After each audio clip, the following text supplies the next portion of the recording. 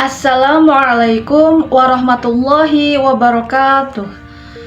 Perkenalkan, nama saya Ulfa Rizkina, NIM 1212020266 dari kelas PAI 5G. Dalam kesempatan kali ini, video yang saya buat diajukan untuk memenuhi tugas ujian akhir semester mata kuliah Sosiologi Pendidikan.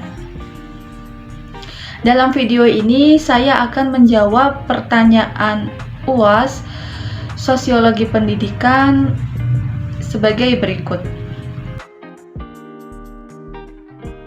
Pertanyaan pertamanya adalah, sebutkan ciri-ciri guru profesional. Nah, menurut Menteri Pendidikan dan Kebudayaan Muhadjir Effendi, bahwa seorang guru profesional itu harus memiliki 3 hal. Yang pertama adalah keahlian, yang kedua adalah tanggung jawab, dan yang ketiga adalah rasa kesejawatan. Selain itu, ciri-ciri dari seorang guru profesional adalah yang pertama, menguasai materi pelajaran yang ia ampu.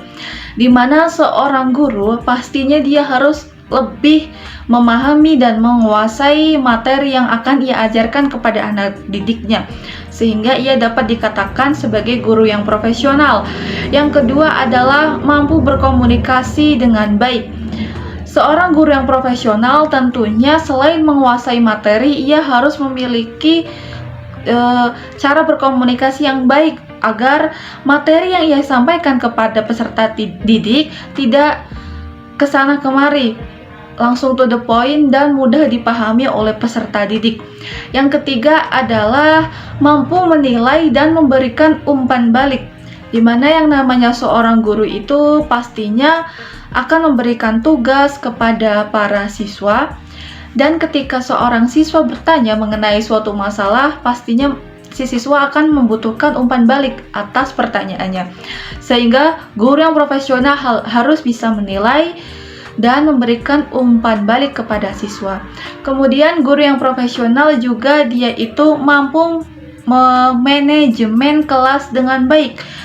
Ia harus mengetahui strategi pembelajaran, metode pembelajaran, ataupun pendekatannya yang cocok dalam mengajar suatu kelas atau sekelompok siswa.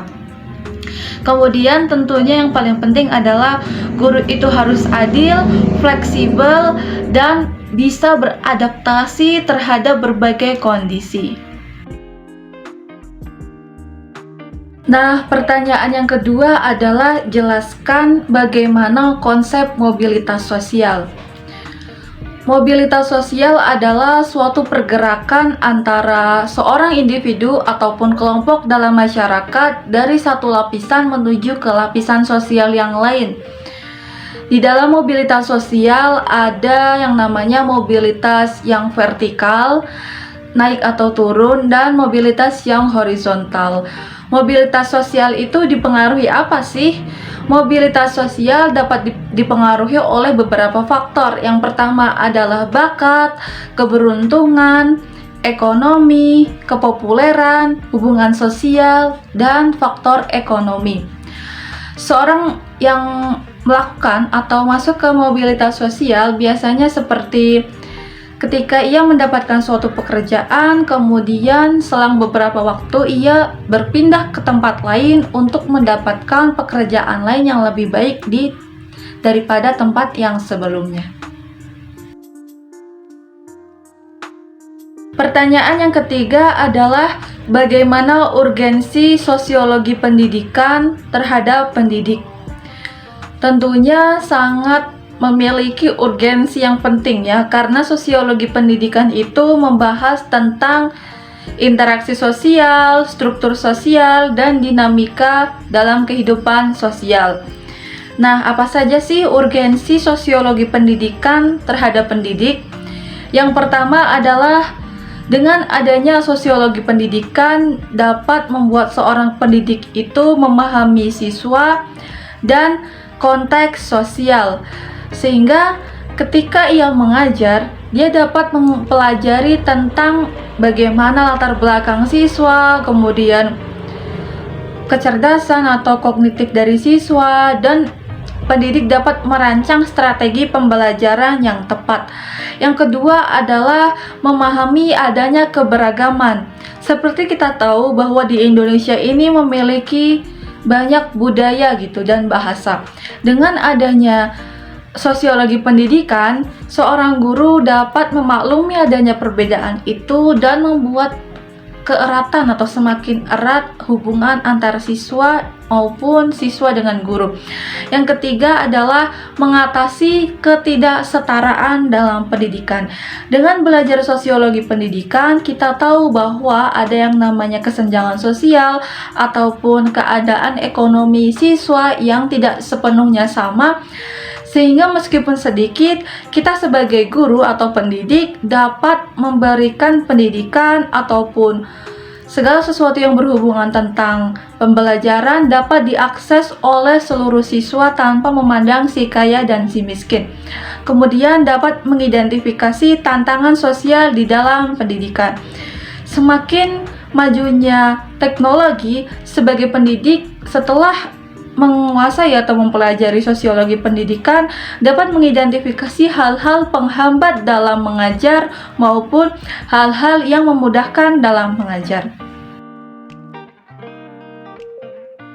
Pertanyaan yang keempat adalah apakah pendidikan mempengaruhi mobilitas sosial? Jawabannya adalah ya. Pendidikan adalah salah satu faktor yang mempengaruhi mobilitas sosial, di mana pendidikan ini sangat signifikan gitu dalam mempengaruhi. Ketika pendidikan itu baik ataupun berasal dari pendidikan yang tinggi, misalnya universitas gitu, ia akan memberikan keterampilan ataupun bahkan sertifikasi kepada peserta didiknya atau mahasiswanya, sehingga dari keahlian, keterampilan, ataupun sertifikasi itu dapat membantu seseorang untuk mendapatkan pekerjaan yang lebih baik. Misalnya, ada seseorang yang hanya lulusan SD, yang hanya memiliki keterampilan itu saja, kemudian ada orang yang lulusan universitas terbaik, yang memiliki banyak sertifikat ataupun piagam. Ketika ia ingin melamar pekerjaan, misalnya ke perusahaan yang tinggi ataupun ternama, mungkin yang akan dipilih adalah yang lulusan universitas tadi, karena ia memiliki pengetahuan, cara berpikir yang baru, dan memiliki keahlian yang lain. Sehingga dengan ketika ia mendapatkan pekerjaan yang baik itu, ia akan mendapatkan uang atau finansialnya tumbuh, sehingga ia akan naik ke lapisan sosial yang lebih tinggi daripada yang sebelumnya. Sehingga intinya pendidikan termasuk berpengaruh kepada mobilitas sosial.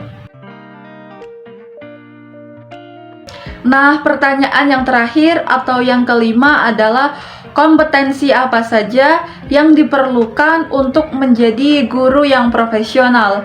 Menurut Undang-Undang Nomor 14 Tahun 2005 tentang guru dan dosen dan Permenak Nomor 16 Tahun 2010,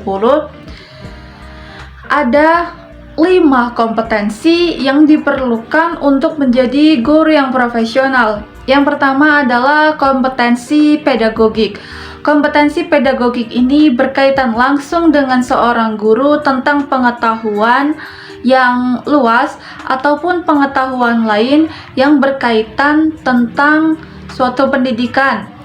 Maka seorang guru yang profesional itu harus sesuai dengan latar belakangnya atau lulusannya dalam melaksanakan pendidikan sesuai dengan apa yang akan diajarkan.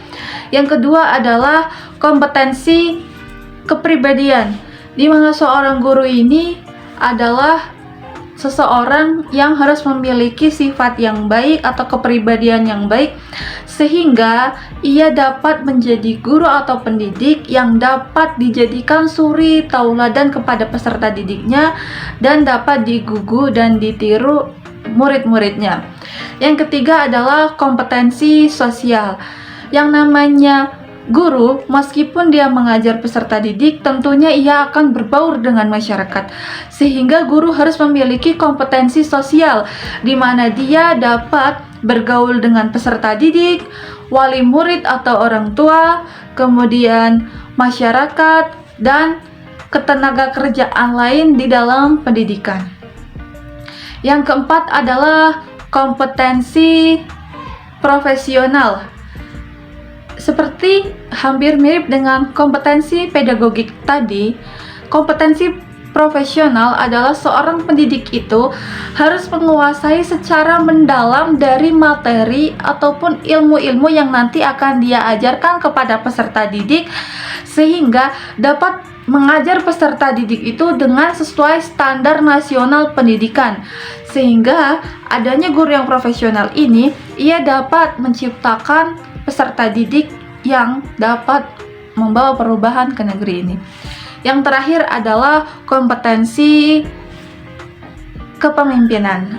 Nah, seorang guru itu adalah tugas yang mulia, sehingga kompetensi kepemimpinan sangat diperlukan di sini agar guru melaksanakan amanat dan tanggung jawabnya dengan baik, seperti ia menyusun rancangan atau rencana pendidikan seperti silabus dan RPP itu untuk mengajar siswa sesuai dengan aturan yang berlaku.